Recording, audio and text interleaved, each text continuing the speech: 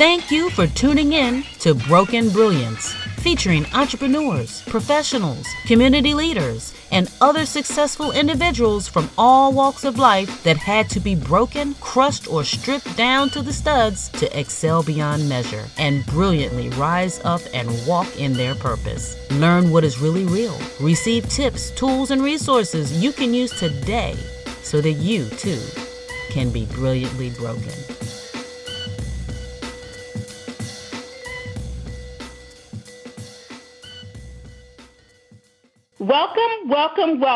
Welcome to the inaugural season of the Broken Brilliance podcast. Come on in and take a seat. In fact, get comfortable. My name is Tawanda Livingston, and I will be your guide for your Broken Brilliance journey. I am humbled and honored to bring to you this season stories, testimonies, praise reports, resources, and gems of greatness that will activate the wealth warrior in you, the success savage in you, and the prosperous prophet in you. These comeback stories are from folks that looked failure in the eye and said, give it your best shot, because I refuse to go back to where I was. I refuse to worry about where I'm going, and I'm determined not to stand still in silence. These individual stories you will get to hear and hopefully learn from are way makers, water walkers, hope dealers, and faith walkers. These individuals have successfully turned their casualties into catalysts of courage. They've turned their pain into purpose and even their worst devastations to destiny-building successes. These individuals refuse to be disturbed, distracted, or disrupted because they knew what was on the other side of their challenges, failures, losses, and sufferings were their endless possibilities and successes. Their destiny was there, prosperity, and life-giving and sustaining purpose. So if you aspire to be great, if you are inspired to achieve, conquer, or dominate in life or business, if you are motivated to move differently in life, move with expectation, and leave a legacy of greatness from the womb to the tomb, my friends, you are tuning in to the right podcast so you too can be brilliantly broken.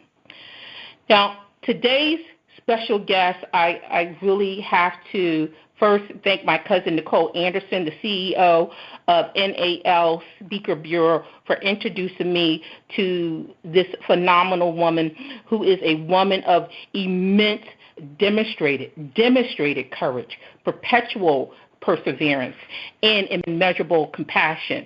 Our guest is a cancer survivor, inspirational speaker, and an Emmy Award-winning journalist with more than 20 years of on-air television experience, anchoring in prime time and morning news, as well as health and medical reporting on a national and local level. If you had to sum up our guest in 3 words, they would be transparent, bold, and honest. In fact, those words are often used to describe her delivery and impact when she is on stage, sharing her story and inspiring her audience about finding work-life balance. She shed light on the real impact of cancer, the potential consequences of not recharging, and why the time is now to make a change in your own life and become your own hero. Loriana Hernandez-Aldama is unique in her own right. She has a following that is national and global. Loriana's unique broadcasting talent has taken her across the country, from CNN headline news to local stations in California and throughout Texas. Hard news has always been Loriana's primary post. However, her most passionate assignments have centered on the transformational power of health, fitness, and nutrition. Loriana's health and fitness stories have aired on Fox News stations, and she was recognized by Austin Fit magazine and Austin MD magazine as a top 20 woman who has shaped the city's health and wellness. It wasn't until Loriana's own cancer diagnosis, AML leukemia, and fierce one-year battle that she uncovered the biggest story of her career. It was then that she discovered the true medical advantages of leading a healthy life. Her doctors told her that the more fit she was, the more aggressively they could treat her and the better her chances of survival.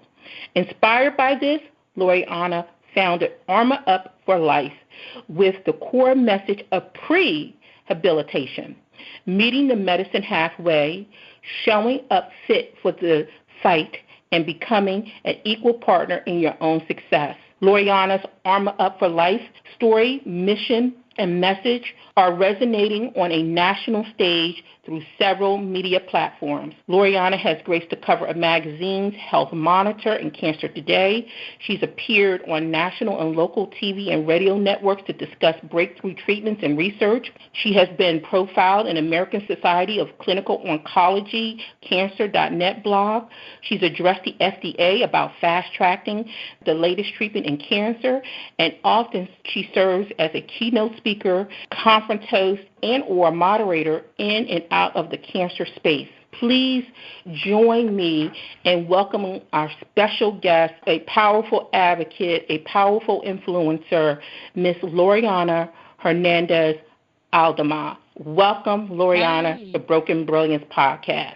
Thank you for having me. Thank you. I am so honored to be on here and really share what I feel like some of the biggest stories of my career I discovered, which were after I left TV news. And I'm honored to be here to share the story and hopefully empower people to change their lives through diet and exercise and become their own hero. So thank you. Absolutely. And I have to say this, is that I am so captivated by your story, by your journey, your tenacity, the strength and the courage and your will to survive no matter what. So thank you for joining us. Is there anything else? I know I read your formal bio to our listeners, but what else would you like to share about your journey, your life, your profession with our listeners? Well, let me start by talking about, yes, as you mentioned in my bio, I have more than 20 years of on-air experience. Throughout my career, I have been not only a main anchor, moderating debates, controversial debates, covering politics, covering everything else. Through the core of all of that, I've always been, my franchise was medical fitness reporting, on-air transformational health coach. And so as you mentioned in my bio that I'm a cancer survivor, which I forgot to send you the updated one, that I am now a 2-time cancer survivor. Wow. I'm proud to say that and wear that badge as I recover from my second cancer as we speak. But through those 20 years of on-air experience, fitness and medical reporting and getting answers and advocating for others has always been at the very core of what I did. And it continues to this day, even as I had to make that pivot. So I can take you back to the time I was diagnosed, but people always say, oh, did you change your diet since then? I'm like, no, I always ate clean. And so my message to people is, you are not invincible. It's not like, I mean, yes, there are people who make poor dietary choices. Maybe they're not doing the exercise portion. I was not out eating Twinkies and Ho-Hos. I was working out, transforming people's lives through diet and exercise, and it's something I share a lot with people today, how this all happened to me, that I thought I was invincible because I was on top of the world living the life. And in an instant, I went from living the life as a national fitness and medical reporter, a news anchor. I had worked at the network level, the local level, thinking that my whole focus was on how I was going to help everybody else, that I was doing everything right. So nothing was going to happen to me. Right. And so I didn't I had blinders on, focusing, which was great, helping everybody else, but never looked inside at what I was doing and how maybe I was still, despite my diet and exercise and my obsession for that, I was still laying the groundwork for my illness. And the reason why I say this is we're at a time right now where, we're wearing masks. I go out and I wear 2 masks because I'm immune compromised.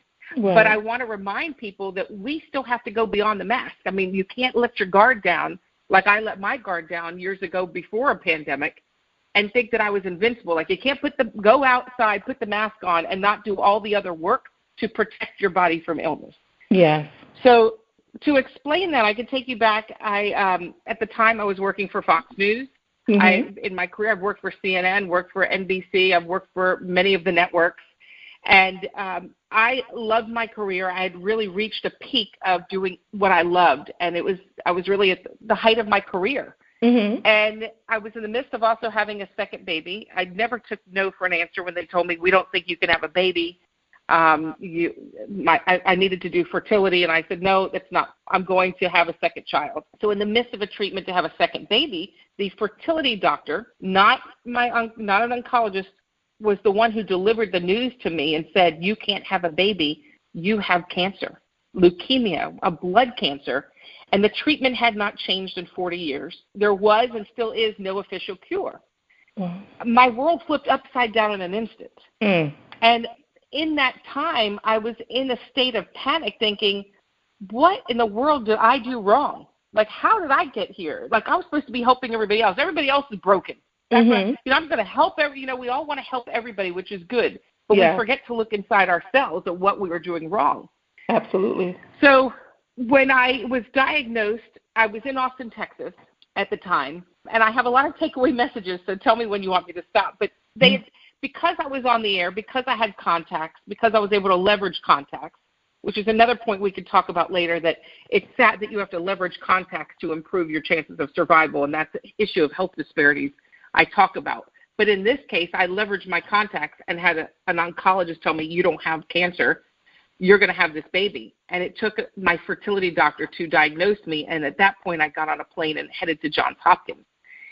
How I got the name ArmorUp for Life, my nonprofit, was when I said goodbye to my then 2-year-old son in the airport, not knowing if I would ever see him again, hearing that there was no cure, hearing what the fatality rate was, and my chances of survival were 25%. I got on that plane, and I was silent. I had looked out that window thinking that might be the very end. And I had a lot of time to reflect. They checked me into the hospital for an entire year. Wow. A year. So I say this because not to minimize the stress of quarantine financially that it's put on people, it's put on families, it's put on our pocketbooks. Right. But I tell people I was a veteran of this quarantine and this germ warfare long before it started, because imagine quarantining, sitting in a hospital room with a yellow gown on, separated from your then 2-year-old son, telling you you have 25% chance of survival, and there is no guarantee you're going to get out alive and see him. You can see him and you will die because you have no immune system, or you can have faith and hope that you live to watch him grow up. And I had to put faith over fear. I get chills every time I talk about it. And say, okay, I'm going to not choose. I had to choose not to see my 2-year-old boy for the long-term gratification of watching him grow up, or even the risk of trying to watch him grow up. They said, you have 2 choices: see your son, and we'll let you see him, but he will kill you because of your immune system. Or if you choose not to see him, we have a chance to maybe save you, a 25% chance, but you have to go a whole year. And I had to really put faith over fear. And at that point is where my doctor said, you have to put your armor on. And that's where I said the armor of God. I'm going to need the armor of God to get through this, because who could say goodbye to their son, never see him for an entire year, and go on faith and walk by faith? I get chills every time I talk about it. And then I realized, as a medical reporter, all the voids in the hospital system, the psycho-oncology, there's nobody there to help me psychologically as I cracked. And then physically, I needed to exercise. There were so many voids financially. How are we going to pay our bills? Who's going to watch my son? How am I going to help my 7-year-old mother in Georgia watch him when my husband had to fly him there? So at that point is where I launched ArmorUp for Life. I said I have to armor up for life. Absolutely. And that's where I reached out to all the viewers in every city I worked in as a news anchor and fitness reporter, and they began to follow my story, and people were armoring up in their own ways of getting fit and doing things as a way of armoring up, whether spiritually, financially, physically, emotionally. And it became kind of like a mantra and a calling. And let me just tell you that it is by grace and the full armor of God that we all are persevering, and we're all making it. And so what a powerful name of your organization. I think that because we're caught up in COVID-19, social and civil unrest, and all the things that are happening in our environment, we forget that we can't quarantine cancer. We can't quarantine other diseases that are still, people are still being diagnosed and faced with the battle for their lives right now that's outside of COVID-19 and the other things that are happening in the world. Your overview of your journey just now has triggered several questions, so I want to unpack your journey a little bit more. Now, the one thing that resonated with me is that when the doctors told you that you had 25% chance of survival, the question that comes to my mind is two questions, really, and they go hand in hand with one another. How do you prepare yourself to die? Or a better question is, how do you prepare yourself to live and to fight? Mentally it was hard. I never in my wildest dreams thought I would have someone sit next to me and have to write a will, because we never think it's going to happen to us. So for one, I didn't even have a will because I didn't want to believe it. And they said, no, people died around me. Every day I would wake up and someone else in my hall died. You have to have a will. You have to have an advance directive. Mentally, I was cracking and crumbling. And the only thing I knew how to go back to what I say was in my toolkit was my whole career I've been like a cheerleader and a champion and an advocate for others. And that's where I said, you know what? This isn't about me. God put me here because the bigger story is I have to advocate for others, and I have to continue reporting. Like I truly believe, and I believe then, that God had prepared me my whole career for that pinnacle moment. Yes. That, okay, now I have trained you as a reporter. I've put you in tough interviews. You've interviewed high-level politicians, high-level executives, and now that you are primed and ready and a seasoned reporter, we're going to put you in this spot so you can share your story and educate about cancer, educate about health disparities, look for the voids, change the patient experience, and help people. And so I found it suddenly that when I felt like I had a job and a mission given to me by God, suddenly I had strength. Mentally, yes, I was cracking because I was watching my son on a video in a daycare in Atlanta, Georgia with my mom while I was in Johns Hopkins. I couldn't hear him talk. He didn't remember me. He would just cry. Wow. And that part was devastating. But when you talk about the preparation, it's where I came up with my 3 terms of prepare, present, prevail. It's my 3P protocol. The way I coined it and came up with it was with my chief oncologist. They would always save me for last on rounds, and because I had questions, and I was also reporting from my bedside because I knew that was my purpose. I'm going to be transparent. I'm not going to hide behind it. I understand if people hide behind cancer for whether their employer or for custody issues. I've had so many people reach out to me for reasons they hide behind it, and I get it. But for me, I said, this is my calling. I'm going to be very transparent about the good, the bad, the ugly. Okay. And what my oncologist said was, forget focusing on how your lack of sleep, how your stress and everything else laid the groundwork for your illness. If you go out there and do a story, why don't you focus on the positive, that you prepared for this illness in many ways, and focus on the good part of how you prepared. And he said, because you prepared well, and I want to explain to everyone how we're all preparing. So you've presented well to us, and you've positioned yourself to prevail. It's not a guarantee you're going to live, but he said you have 25% chance of survival, and you showed up fit enough that you're going to get all 25. He said, I have people on this hall who have 25% chance of survival, and they show up with our hands are tied, and they end up getting 10% because they're overweight, diabetic, heart issues, they're not fit. And his quote that I use on my slide every time I speak is, we can't kill you trying to save you. Wow. And I repeat it. So when you fall ill, when anybody, we're all going to have something. I mean, whether it's something big like cancer, like I did twice, or something that's not as severe as cancer, but maybe a back surgery or a knee surgery, they can only push your limits to what you can physically handle. They can't kill you trying to save you. Wow. So when I talk about preparation, people say, I guess I'm not preparing. I'm like, oh, no, you're preparing. Oh, yes, you are preparing every day with the choices you make, what you eat, how much exercise you get, the toxic relationships you might be in that cause stress, the lack of sleep or the quality of sleep, the deep restorative sleep, whether you're getting that or not. all of that, your spiritual foundation, your financial preparation, that all is one big circle. It's a wheel of success. And that's how you're preparing every day with your choices. And then when the shoe drops, because something will drop, because none of us are invincible, it could be tomorrow, 10 days from now, 10 years from now, or when you're 80. When that happens, all that work you've put into it determines how well you've prepared for your fight so you could present well to your medical team and position yourself to prevail. So I say you have to be your own hero every day. It's hard during COVID right now. People say, well, I'm stressed, so that's when I'm eating poorly. No, this is the time where you've got to fuel your body for success, because now you're laying the groundwork. Wow.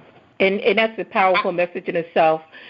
And piggybacking on your response, it is my belief, and this is just only from my lens perspective, that although survival is innate in human beings, as human beings, and because we have the power of choice, I believe survival is an intentional choice. What made you choose survival, or what makes you choose survival daily, and what motivates you to help others choose survival? I still have that thought in my head that God has selected me and told me that this is my purpose. And there's a huge Jesus statue in Johns Hopkins. If you're ever in the area in Baltimore and you go in and you pray, it will move you. And I prayed every day, and I would say, and I know a lot of my friends are pastors, and they'd say, well, you can't negotiate. I'm like, oh, no, I'm going to negotiate. I'm going to kneel down and negotiate. You can tell me I can't. But I would always say, if you save me, I will serve you the rest of my life. I will spend my life and pivot and purpose. And I've always been one of giving and serving. But I said I will help others prepare themselves for illness, and I will help lessen the suffering so nobody suffers like I do today. And that was really a pivotal moment for me. I can't remember what your other question was. You choosing survival daily, but helping motivate others choose survival daily. You know, I chose survival as well because I realized, one, my son needed me, and one time they did let him come to the hospital to see me, and he walked past, this was after 4 months, now he was 2. He walked past me like we never met, like I was a complete stranger after I had nursed him for 2 years. Wow. So he was taken out of my arms, ripped out of my arms, handed over to baggage claim at Atlanta, Georgia, and then 4 months later they let him come to the hospital to see me, and he walked past me like he had no clue who I was. Between that and my mother having my 7-year-old mother having a nervous breakdown, between worrying about me and caring for a 2-year-old, God bless her, I was happy she was taking care of him, but she was cracking, and we had no financial support to help her emotionally either. And my mom would call me saying, I can't do this anymore. He's screaming for mommy. And I'm like, well, I have to live because apparently nobody else can raise my son. Like, he needs me. Yeah. My family was stressed out. They were all fighting. Everybody was just stressed because they knew the reality that every day somebody else in my hall didn't make it. And so it was really chaotic. And I kept saying, I have to live because I cannot let my son get raised in this environment where my family is stressed out and they can't handle it. Yeah. And they're all having breakdowns. So I said I have to be the strong one. And so each step, when the doctors told me, I researched, and I was in reporter mode. While they were giving me answers, I was researching and pushing their limits too with questions. And every study said that the more fit you are physically, the better you can fight, the better your chances that the chemo will work, the better success rate you'll have. So I wanted all 25. I walked and rested and walked and rest and put myself on a schedule. And every step was for my son. They would see me walking at 2 a.m. around the hospital and say, you need to sleep. I said, I slept. I'm walking the steps for my son Gabriel. I'm walking. Every step is for him. And I really had to focus on the win. And it was so hard to focus on the win when other people in my hall weren't making it. Yes. Because it's hard when, and I kept saying, I would ask my oncologist, and he's a world-renowned oncologist, and he's brilliant, but he's not a psychologist, and I didn't feel like I had the tools to get through it emotionally, even at a world-renowned institution. And I would say, I keep losing friends, and he would say, you can't make friends on this hall because many of them are not going to make it. And I'm thinking, well, wow, don't make friends. I mean, how do you tell a patient that? Stay strong, but don't make friends. Yes. Oh my gosh. Oh my gosh. So the amount of suffering and pain that I went through was unbelievable. And if I didn't redirect that energy, I was going to surrender and just check out. Like if I didn't have my son, if I thought my mom could handle it, I was so tired that I would have just said, peace out, I'm done, because I was so tired and it was so hard to get up. And I would go around knock on people's doors, and they would tell me, it's HIPAA, you can't do that to people. But I'm like, oh, come on, Armando, we're going to walk. Yeah. I knew that there was power in walking and power in prayer. Let me just tell you on behalf of everyone who's listening in earshot of this podcast, I'm so happy that you didn't give up. And I'm so happy that the only surrendering that you did was to surrender the diseases over to God. And I can't say that enough, Loriana.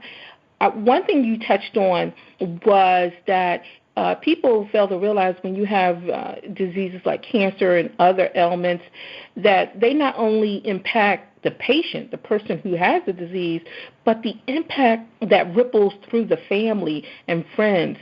Could you, I know you mentioned that breakdowns and emotional and mental instability and issues. Could you share a little bit more about how cancer permeates not only the body of the individual that has it, but their family and friends?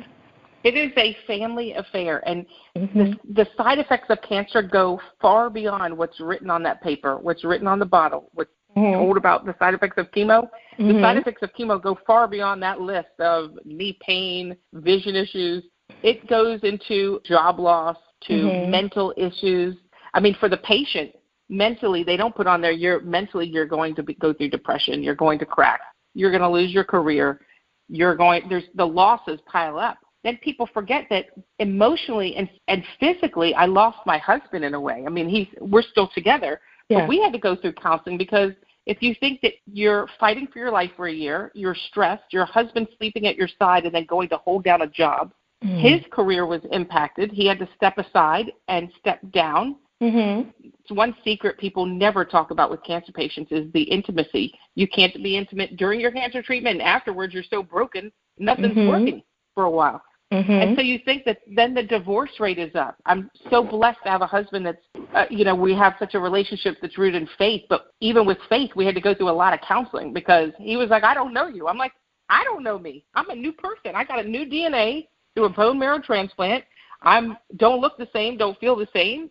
I had gained weight after the transplant from all the steroids.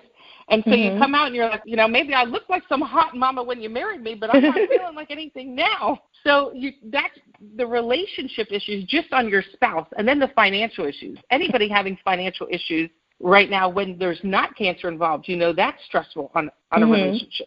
Then it spills over to the family and so you're trying to pay your bills. You can't pay your bills. You have to get a GoFundMe, which is not a plan. I always say when we talk health disparities, my husband had a senior level position in the news business. I was a main anchor. We had great careers, and we needed a GoFundMe. And I would always say, what in the world does everybody else do? If we needed a GoFundMe and we almost lost our house. And my husband had so much pride because nobody wants to ask for help, and it's very hard, but you have to or you can't get through it. And my husband's friends would say, how can we help, man? Bro, what do you need? And he's like, oh, no, man, we're cool. I'm like, cool. I would sit up in my bed. I was like, cool. Did you just tell them we're cool? I got 25% chance of survival. We're trying to pay our bills online. We're broke, and I don't know where the next payment's coming from. And you just said we're cool. Because it's hard for your spouse, and especially if the woman's going through it and it's the man asking for the help. But our friends saved our house, basically, and we were able to pivot and get back up. But then you have the PTSD, the emotional issues that I live with to this day. I fear death all the time, and it's something I always work on with my therapist. You have to ask for mental help, get a psychologist, a social worker. And then your family. I'm 5 years out, more than 5 years out, and I still have to remind my family, I am not that person. No, I know you grew up with me and you raised me, but no, I don't think that way anymore. No, I'm not that person. I changed. Because when you go through something like cancer, Not only do many people have post-traumatic stress disorder, like I do, Mm-hmm. but I also have post-traumatic growth. So you have the bad and the good. And the growth is you see things through a different lens. Mm-hmm. So when my family or somebody calls me up about something that's minor and they're like, do you believe so-and-so is doing, I'm like, you know what? I don't care what they're doing because I'm not wasting my time on their that's drama right. because I'm so happy to be alive. Yes. Your perspective, like you'll have a friend who's like, I try to be consoling, but they're crying because they lost their beach house. And I'm like, really? I'm just happy to go walk some laps in my neighborhood, so I'm just happy to put 2 feet on the floor and wake up and say, amen, Jesus. Yeah, So amen. your perspective changes, and you want to be there for your friends, and you're not trying to ridicule them, but you see things through a different lens. And so with people you love that you interact with, get upset about, and you're like, whatever, and they're looking at you like, how can you not care? I'm like, no, I just choose where I focus my energy because I am not going to let you add stress to my life because stress causes inflammation, and inflammation is a fertilizer to cancer. So I know I've kind of derailed your whole question about the side effects, but there are so many side effects between the relationships, and I encourage anybody listening, whether you're a caregiver, whether you're a friend of someone who's been affected by cancer, or you're the patient, you have to ask for help. And you have to ask the patient, like, hey, I'm here for you. I'm sure you've changed. Can you tell me how you've changed, and how can I interact with you differently, or what can I do differently? Or because if you don't open the dialogue, people won't tell you, and feelings get hurt. Yes. And when you're fighting for your life, you're at a war, that if you don't win, that means death, and you're gone from here. And because you're in the fight, you're in a street brawl, I like to say. Like there's nothing, no weapon is off the table. You're bringing everything you got, and that means that you have to let pride and ego go and ask for help. That's the most powerful thing that you can do, is to ask for help. And I also wanted to chime in. I didn't want to skip over the fact that your oncologist, although brilliant, brilliant book sense, and it may be the best oncologist in the world. However, I do believe there's power in the mind, because once you make up your mind that you're going to survive, that you're going to win, it is something that is imminent for you. Your survival is imminent. And that goes back to doctors having a bedside manner, or when they're providing such treatments for cancer and other like diseases, that they have a team of professionals that come, and one individual or two individuals are well trained to handle the emotional and mental toll that such a devastating disease can have, not only on the patient but the patient's family, and be able to provide them counseling and coaching and the right motivation. Not that you shouldn't make friends because people on this floor will die. I would be saying make friends, continue to make friends, because you never know where that life-giving word, that motivation that's going to turn that patient's will to die to will to survive. Yes, and I had to knock on so many people's doors and get them to get up and walk, because one thing I will say, and I'm not telling everyone to avoid pain meds, but I think I took pain meds twice in the entire year, because it didn't mean I wasn't in pain, but I didn't want to be a foggy version of myself and not in full control. Yes. It's like when someone may get behind the wheel and they're not a full version of themselves. I did not want anything to be I didn't want to exacerbate or really magnify that feeling of depression I was having. And when I would take the pain meds, I didn't want to get out of bed, and then it became a vicious cycle. So I saw people who would have a button and they could hit for, the morphine, and I'd say, no, you've got to get up and walk. But when you do that, you're so groggy, you don't want to get up. So for me, one message I tell people is I came up with a survival plan. I'm a woman of business, and I had a very structured career as chop on the hour with news and deadlines. I literally took out a piece of paper and had a schedule taped to my wall, and I said at 7 a.m. I'm going to walk 25 laps. At 8 a.m., I'm going to work on my scrapbooking, which is very therapeutic for my son in case I died. At 9 a.m., the rounds, the doctors would come. At 10 a.m., I was going to take a half-hour nap, but I set my alarm, and I got up and walked again at 9:30. So I had to put structure into my life and purpose. Like, okay, from 10 to 12, I'm going to write stories and something to contribute to my news station. So I encourage anybody going through something, if you're the caregiver, give that person a schedule. If you're the patient, get yourself on a schedule, because if not, the days, you know how days are blending together with COVID and quarantine? You imagine when you're looking at four walls and you have the days really blend together when you're there for a year. So I felt like that was really important to have that schedule and give myself some purpose. Through that whole time, I was there for a year. 10 months into it, they sent me home. I just put up my Christmas tree right now, and I'm going to tell you why, because October into this whole year, when my son didn't recognize me and everything, they sent me home and said, this is all we can do for you. Then they found the cancer coming back. They thought they had put it at bay. And there's no official cure. It's just like playing roulette. Yeah. And they said, you need a bone marrow transplant. And I had no match because nobody matched my makeup. I'm Cuban Italian. The donor list is 72%, if not more, Caucasian. And I said, the only match was my sister, but she had a heart murmur. And they said, if she doesn't pass the rigorous medical test, I said, well, what will happen? And they said, you'll succumb to the disease and die.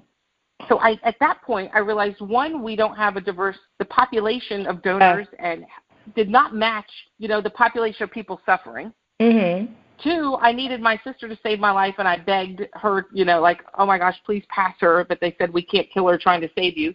She passed. But going through that, I went through another 100 days. So I'm jumping ahead. They sent me home and said, go home and put your Christmas tree up with your son, and in case you don't live. Take pictures, hire a photographer, and make memories. And so every year on October 16th, we put up our Christmas tree and we take pictures, because I told my husband, if I shall live, that tree is going up every October 16th and celebrating life. And so every October we drag that tree out and we sing and we put on the Christmas music in the house and we sing and dance and decorate. I love it. Halloween on the outside and Christmas on the inside. I love it. Love it. Sometimes we'll have people come over and put an ornament on the tree, like a tree of life. We call it the tree of life, because it gave me life, like Jesus. Yes. Nicole last year brought an ornament to celebrate life.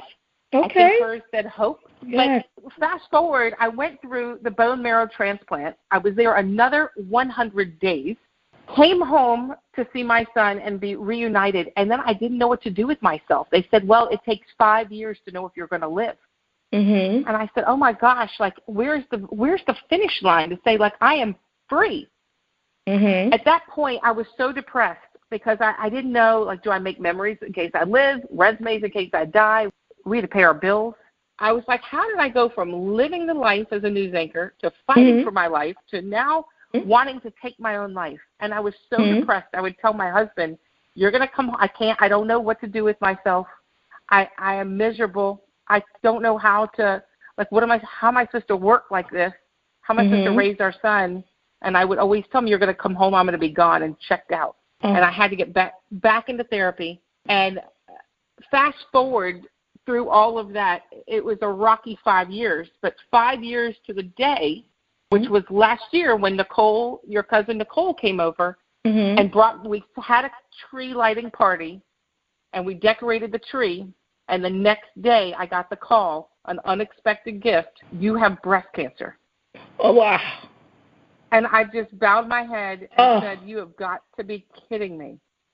Like, how in the, like, what? And I had to pray and say, like, what did I do? Like, how? I've been doing everything right. Again, it went back to the beginning of even when I was fit and on the air. I was like, I've been working out, eating right, advocating, serving. I started my nonprofit. I outfit cancer patients with fitness gear, give them the tools they need for success, and boom, another grenade, like another shock.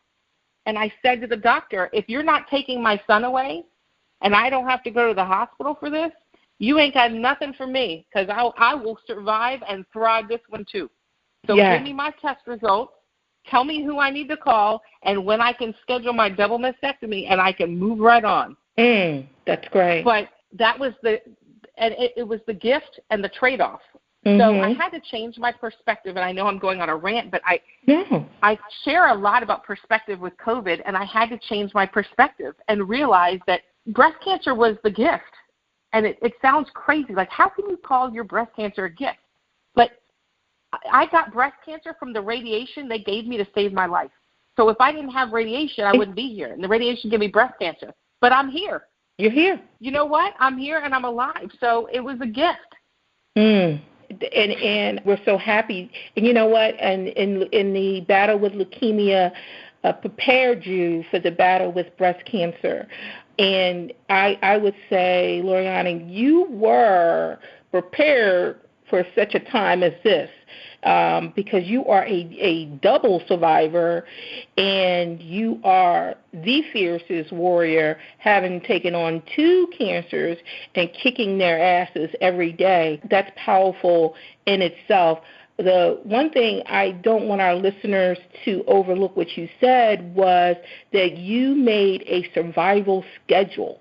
That is so powerful, to have a written schedule, just like you would do a business plan or any other plan. You would write it out. You made a survival schedule. That is so powerful in itself. You compare and contrast your life pre-cancer and during cancer and post-cancer. But one question I have that popped into my mind is, what would the survivor Loriana tell the pre-cancer Loriana today?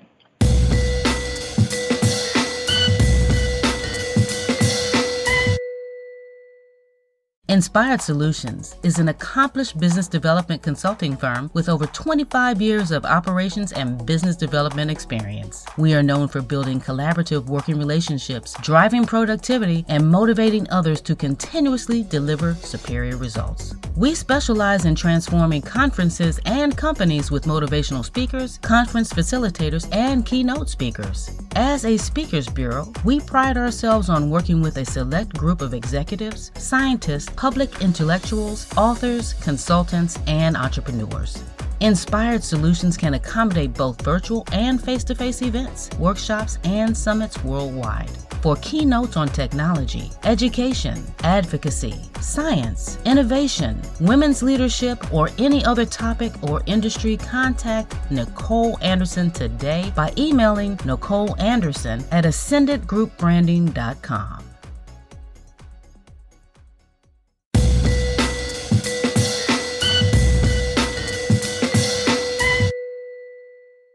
What would the survivor Loriana tell the pre-cancer Loriana today? To stop saying I'll sleep when I'm dead, because because I nearly died. Yes. I was so busy chasing the carrot, trying to climb the ladder, trying to be the main anchor, and saving everybody else, that I had blinders on. And that's why I tell people, keep wearing your mask. You have to protect yourself from COVID, but go beyond the mask. Because I love things in threes. You know, I have my 3 Ps, but I also have the 3 S's. It's stress, sleep, and schedule. Stress causes inflammation. Inflammation is a fertilizer for cancer. When I speak, I show people, you know, those green little things that you wind it up and you go around your yard. If you've ever done it with fertilizer? Yes. When you are stressed out, that's how my doctor equates. That's what we're doing. We're throwing inflammation, boom, all over. And that is opening the floodgates for illness.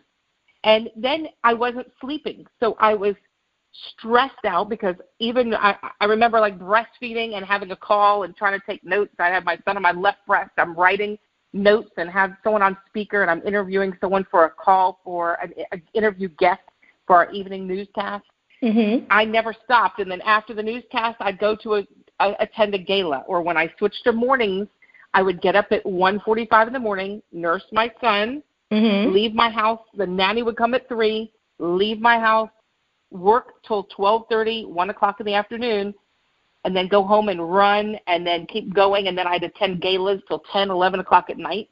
And I was sleeping 2 and 3 hours, and people were like, you need to slow down. I'm like, slow down? I'm on a roll, man. Yes, I'm climbing the ladder. I'm making good money. Who wants to slow down from success? But when you look, Like, it's a wheel of success. My sleep was not, I had the diet and exercise, which I preached on the air. I was eating clean. I was no gluten, no dairy, no sugar, no caffeine, no corn. Now I do the same thing, but I have no meat except once a week.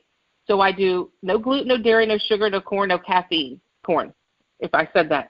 So I always ate clean, but when I was on the air, I was also, not only was I stressed, but I wasn't sleeping. And sleep, when you don't sleep, you affect your natural killer cells. They're called your NK cells. They test me all the time now. But you're destroying your cells, and that's your immune system.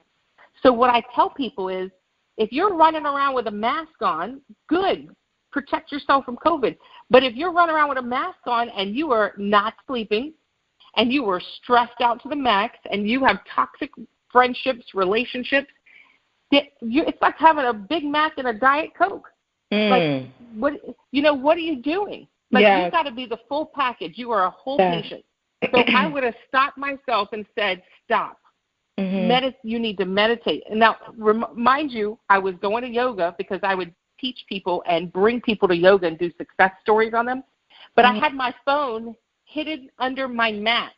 So I would sneak. I mean, I recruited people to yoga, and I transformed their lives and watched them get off all sorts of medications and did these before and after stories that were amazing.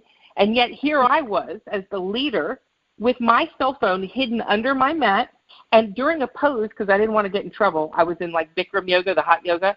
I would reach down and tap and do like a one-legged pose and tap my phone to peek if I was going to miss a breaking story that I needed to run into work so I could be the first to cover it. I'm thinking, what in the world? Like, I couldn't give myself 90 minutes of peace? I look back and say that the sleep and the stress, I would have changed all of that. It's not about the skinny jeans. And I knew it's about inside. Like, my whole goal was, I'm going to avoid heart disease. Well, that's good. Avoid heart disease. But I was not thinking that I was laying the groundwork for illness and cancer by all the stress and all the lack of sleep. But thankfully, I ate so clean and I showed up so fit that even when I got to Johns Hopkins, and I remember them bringing me to this room to put this Hickman, the port, in my chest, and they were like, "You're the patient?" I'm like, "Yeah, I am. I'm the patient." And they said, "You have cancer?" I said, "I sure do." And I was lifting weights in my room, but people were in awe because I didn't look like the cancer patient. But I sure was. So I would say you need to find some balance in your life, sister, and set yourself straight. Yeah, and I hope that our listeners are not only hearing the message that you're sharing today so graciously with us today, but they actually take action. Because if you're hearing this message and you don't take action to prepare yourself to prehabilitation, like you state, Loriana, then it's like chewing and not swallowing. You really do need to take action. I wanted to share with you real briefly that I had, besides losing my child and having, miscarriages in trying to have children with my wonderful husband, one of the most challenging medical things I faced in my life was my battle with my back and sciatic nerve. I had permanent nerve damage in my left leg, and I underwent over 30 injections, 6 surgeries, replacing disc in my back. With the final surgery, one of the final surgery, right before the final surgery, I should say, I had a back, a stimulator placed in my back, which is still there today. And oh my goodness. I say this to say, you are a warrior. I was chasing the career ladder. Lori, I would wake up at 3 a.m. in the morning. I would travel 85 miles each way, back and forth to work. I would not get home sometimes to 11 to 12 a.m. to wake back up at 3 a.m. And I did that for almost 15 years. And then, again, chasing, as women, we're going to succeed. I have to succeed. It's that Philadelphia spirit in me. Like, I have to win. Yes. And, the pressures we put on ourselves. So after the surgery, prior to the surgery, they had me taking 10 OxyContin like 100 milligrams a day. And then what happened was that they mixed up the medication and I went into withdrawal because that was for like 3 or 4 years. I had no idea the impact of what this medication they had me on was going to do. But in 1 week, I went into withdrawal and I literally laid on my belly and prayed for death. Because then I knew what addicts went through when they were coming down off of their drugs. Because at that particular point, I need to share this with you also, Loriana, that my biological father was a heroin addict. He died on the Philadelphia city streets at the age of 59, homeless and a heroin addict. So all my life, I would say I'm not smoking, I'm not, doing marijuana, I'm not doing any drugs that's going to take my mental capacity and help me check out of life. So that was me. So here to be in the predicament where I'm in withdrawal was totally some place I did not expect to be. But anyway, I went into withdrawal, and anyone who knows going through withdrawal, every nerve in your body is on fire, like the pain you will never, ever want to experience in your life. And now keep in mind, I'm also dealing with the surgery pain and the recovery pain at that point. I say this to say that the doctors I met continually told me that you can sign yourself out of work, you could become permanently on disability, and the best we can do is medicate you for the rest of your life. To this day, I will not take, that was the 2015, and then I had another surgery in 2018. To this day, I will not take over-the-counter medication. I will not take any medication that's going to put me in I don't blame you. It's scary because you don't want to go back to that place. Check me out of life. They were asking to sign me out of life, put me on permanent disability, to medicate me, and I said, no, I have purpose on my life. Many are called, but only few are chosen, and this purpose was given to me, and I was going to walk it out with intention. I was not going to just give my life over to drugs and medication and sign myself out on permanent disability. So I say all that to say that today, although I still have the spinal stimulator, I'm no longer walking with a cane or a walker. I'm choosing life and survival and strength every day. I'm choosing joy every day because God has showed up so powerful in my life. I have to walk out and live this purpose. I just want to share that with you. Wow. Listeners, to let you know when you have God on your side and your mind is made up to win and survive, it is imminent that you will be success and be a winner. But you have to choose to survive. You have to choose to win. And that choice sometimes is not just daily. It's every second, every minute, every hour of every day. So I want to stop there because I can go on. No, I agree. The point is that what I did was in chasing my career dreams, I built these castles which end up being my prisons, and I was not showing up prepared to deal with what was going to ultimately be a challenge of my life related to the surgeries and things I needed to have. I agree that we could either lay the foundation for disease or prepare ourselves to avoid disease. I mean, none of us are invincible, but how you show up matters. And what an amazing story you have to choose life and choose to get up and choose to make a difference after what you've been through. Yes. Now, when you gain perspective, because, not that we're doing comparison, but I like the fact that you say when you elevate your perspective, your priorities change. Because what happened was I decided that at that particular point in my life, I was bargaining with things I was not willing to lose.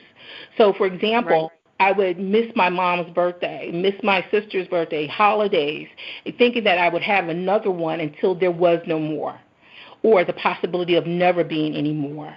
So, again, I tell people don't gamble or bargain with things you're not willing to lose. And so it raised my perspective. It definitely raised my perspective on life, what living really means.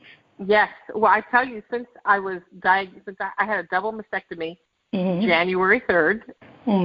They had 5 months of home health care because they didn't understand. While I had amazing surgeons, they didn't look at the whole patient, understand that I had baggage. Like, I don't have my own DNA. I have my sister's blood. Like, literally my DNA changed.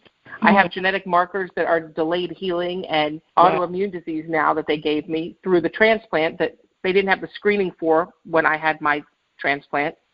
So I had 5 months of home health care during COVID, 3 readmissions, 3 infections, and then had a few months between May and now, and then recently, 3 weeks ago, I had surgery. I'm sitting here in a compression garment from my surgery. But I will say through all of this, but I still go walk. I still prepare. You just have to change how you prepare. I used to be a runner. I used to do triathlons. Now I'm a walker. Yeah. Now I bike ride on a stationary bike. I do what I can in the class. But you set different goals. You keep your goals there, but just change how you get to them. But since then, when they realized through this whole testing for the double mastectomy and genetic markers, was when they found out that through my transplant, my sister gave me a genetic marker that my body rejected or spun out of control. And just recently they told me they have testing for it now, and if someone had this marker, they would not have allowed my sister to be my donor if they knew this 5 years ago, which broke her heart. And the doctor said, we don't know a lot. It was discovered at Harvard.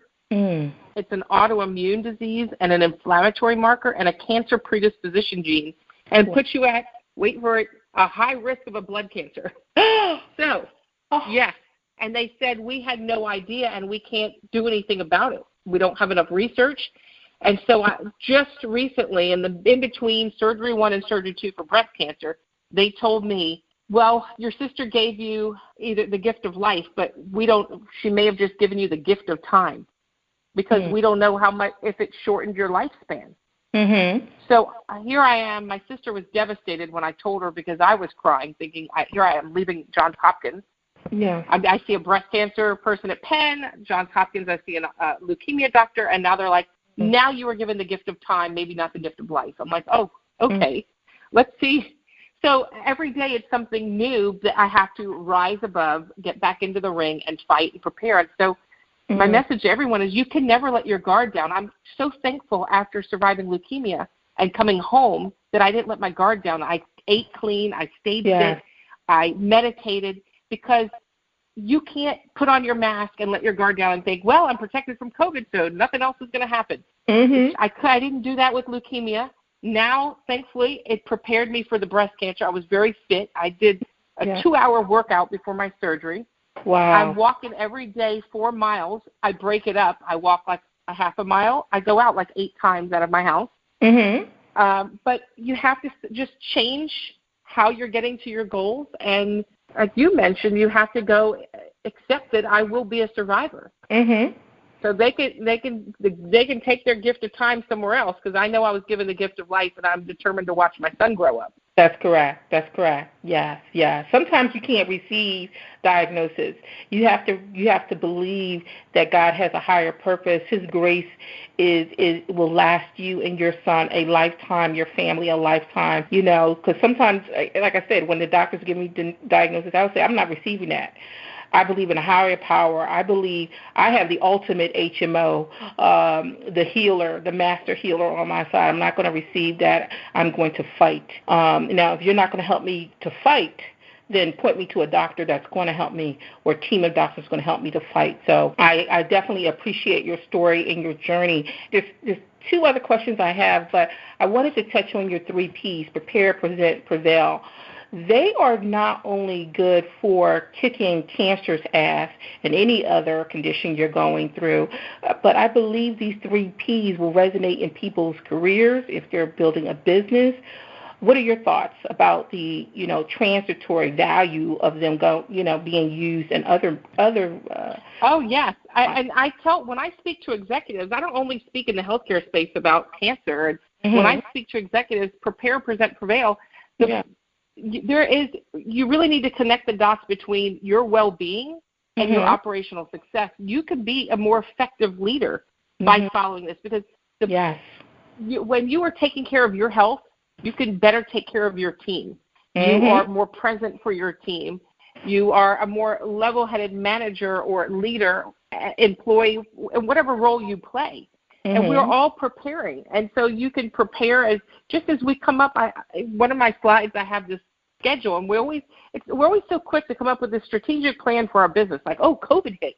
Here's our strategic plan of how we're going to pivot and get through COVID. Who is doing that? Are you doing that for yourself? You should do that same strategic plan for yourself. How are you going to pivot, take care of your health so you can be an effective leader and get through COVID? Because it's just not one strategic plan. It goes hand in hand with your well-being. Yes.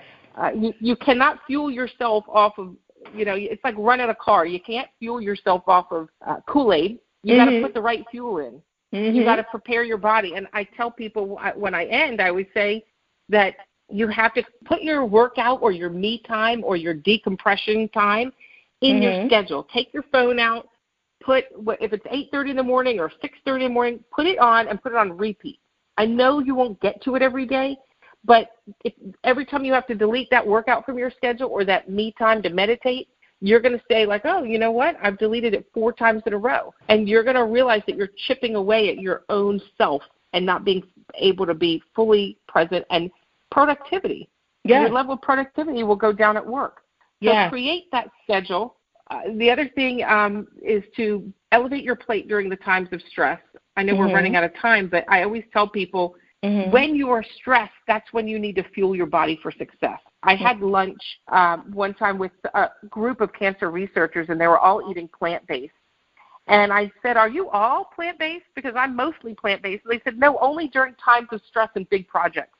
When we know and these are cancer researchers. And they said, when we know we're going to lose sleep on a project and work crazy hours and we're adding inflammation to our body, we don't want the food to add additional inflammation. We go plant-based. Wow. And it was profound with me. So you don't have to do it every day, but, make conscious decisions to fuel your body right. It's like you can't run your car to the ground, not change the oil, not top off the fluid, not rotate the tires, and you bring your broken car to the repair shop and be like, well, why is it going to cost so much? Yes. Because you didn't maintain it. Yes, you have to do preventive maintenance. It, we wouldn't have this big bill. Yeah. So there's a lot of things you can do. And lastly, before we go, is I tell everyone about becoming your own hero. The biggest gift of this pandemic is telemedicine. Use telemedicine to your advantage. Try if you are in Georgia right now and you want to get to a Johns Hopkins doctor like I did, call them up. You sign a release. They will get your records for you, and you will get a video call with a world-renowned doctor. Wow. So you can get a second opinion. It's never been easier. When I had that genetic marker, and they told me it was discovered at Harvard, well, guess what? I found the researcher and got an hour appointment on telemedicine with him. Wow. And he discovered the marker. So the world is your oyster. Whatever you're going through, go to your doctors locally because you need to have your maintenance checks, your colonoscopies, your mammograms. But take those tests and get a second opinion elsewhere in the country virtually. If you have the insurance, then don't sit on it and not do anything about it. Go get that second opinion. Yes. And that's powerful information. And yes, we're coming to the end, but I want to get these 2 quick questions in, and then we will get to the call of action for our listeners, Loriana. And the 2 quick questions that I wanted to ask you, and I'm not sure whether the answers will be quick, but I do think these are profound questions to help our listeners and to motivate them and to inspire them. And the first question is, at this point in your life, what does success look like for you in life and in business?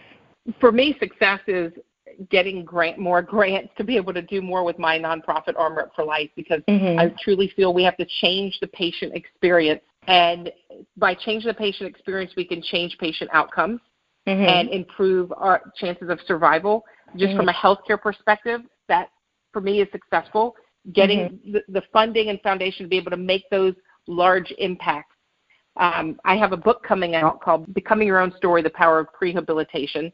And then also helping and working with executives for me to be able to help them make that shift, to continue working with executives so they can realize that there is a connection between their operational success and their employee well-being and their own well-being. So as long as I'm living out my purpose and seeing that I am affecting change from a large scale so I can affect large numbers of people, then my work has been done. Okay. And watching my son grow up. Yes, absolutely.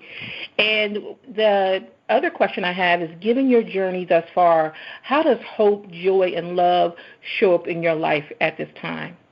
Hope, joy, and what was the other? And love. It all shows up because every day I am hopeful, and I am grateful for every single moment. I'm happy when I put my 2 feet on the ground in the morning and God gave me another day. Yeah. So it's really cancer twice, and also being told you have the gift of time. Every second is special to me. It comes into my life because I'm happy. People say, "Oh, you should wish for more." Yeah, I would like to go on a beautiful beach island vacation, but I'm okay, and I'd love those wonderful things. But I'm okay knowing that I could wake up and be my son's mother and be my husband's wife. Yeah. And just have another day to enjoy life. I mean, just my son, people complain about cyber school. It is stressful, very stressful, especially recovering from a surgery. But my son writing on his dry erase board today, "I love you, Mommy. You're the best mom in the world." That makes me happy. That's love right there. I'm not on a beach. I'm not on a yacht. I'm not anywhere fancy. I'm home with my son cyber schooling. But, I look back and I think, complain about all the stress of cyber school, and I'm not a working mom trying to juggle this, so let me say that. But when I was in that hospital bed and they told me I was going to die and I was probably never going to see my son again, I cried to Jesus and prayed every day that please give me the gift of time, and I wanted more time with my son. And look what he gave me, a whole year to sit with him and teach him. Wow. I mean, what a gift.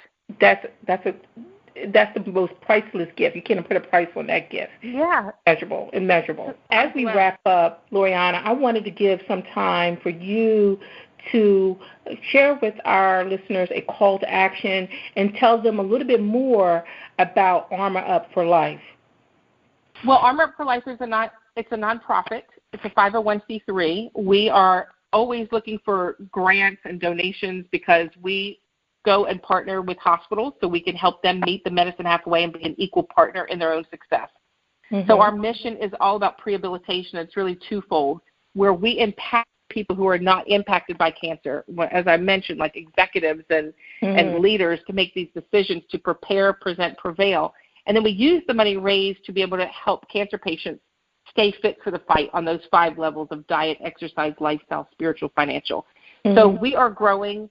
We're launching the ArmorUp for Life network and in different phases right now through Facebook, LinkedIn, and then eventually on other levels, because we say you shouldn't have to be connected to improve your outcome, but sadly we do. So we want to support patients and be that pit crew for them. I have my book coming out, as I mentioned, Becoming the Story, and that should be out in December or January. Okay, great. And I have my own podcast that I'm working on called Be Your Own Hero. Yeah. And we interview patients and medical professionals about how patients can become their own hero, and also leaders. You don't have to be affected by cancer to listen and enjoy the podcast, because it's really about how we each can become our own hero in different ways in our life. So there's a lot of things we're doing for ArmorUp for Life, and we also, it's just been a privilege to be part of the nonprofit and have so many warriors who want to volunteer and make a difference. And so if one wants to donate, volunteer, or take advantage of the service offerings of ArmorUp for Life, how can they reach you or your organization? Yes, you can reach me at Loriana at ArmorUpForLife.org. You can go to ArmorUpForLife.org as well and reach out to me. And you can find me on LinkedIn, whatever ways. We're looking right now for grant opportunities because we have some big projects lined up and we need more funding for it. And we would love for anybody, if you work at a corporation and your HR department allows you, where they do matching, where you can volunteer X amount of hours and they'll match it or match the donation. ArmorUp for Life is a 501c3, and we would love that boost of donations that way to get involved from a corporate level as well. So Yeah. Thank you so much. Thank you so much. I really do appreciate you opening up about and being very transparent about your journey and your fight, your continuous daily fight with cancer, and sharing your hope and courage and perseverance with the world and the people who are lucky enough to be in your circle and that you touch every day. I also want to thank you, Loriana, for awakening the hero in all of us to tackle life and life challenges daily. So I really appreciate your time. I appreciate the great work you're doing, and I appreciate your choice to survive by any means necessary. So, again, I can't thank you enough. I can't thank my cousin Nicole enough for introducing us, and I welcome you to my Sheroes. I have a circle of Sheroes, and you are definitely among I would love to be part of that. Yes, thank you. Thank you. Well, we know Nicole is a rock star in her own right, and she's an amazing sister. Yes. So shout out to Nicole. Yes. We love her very much.